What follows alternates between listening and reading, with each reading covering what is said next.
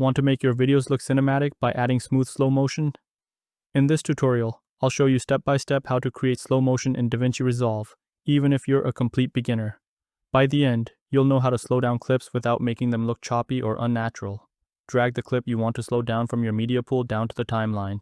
Make sure the timeline frame rate matches your clip's frame rate, or the slow motion might look strange. You can check this by going to File, then Project Settings and Timeline Frame Rate. A quick tip: clips recorded at higher frame rates, like 60 frames per second, look much smoother when slowed down.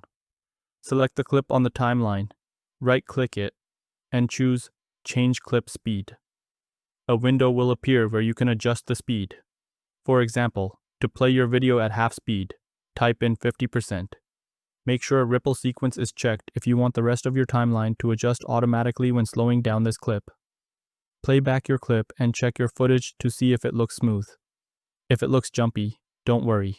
Slowing footage can sometimes make it look jumpy. To fix this, open the Inspector panel, scroll to Retime and Scaling, and under Retime Process, select Optical Flow. This creates new frames between your originals, making movement look smooth. Remember, the higher the original frame rate, the better Optical Flow works.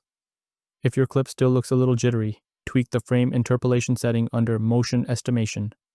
Choose Enhanced Better for higher quality. It may take longer to render, but it's worth it for really smooth slow motion. Play back your clip to check the slow motion.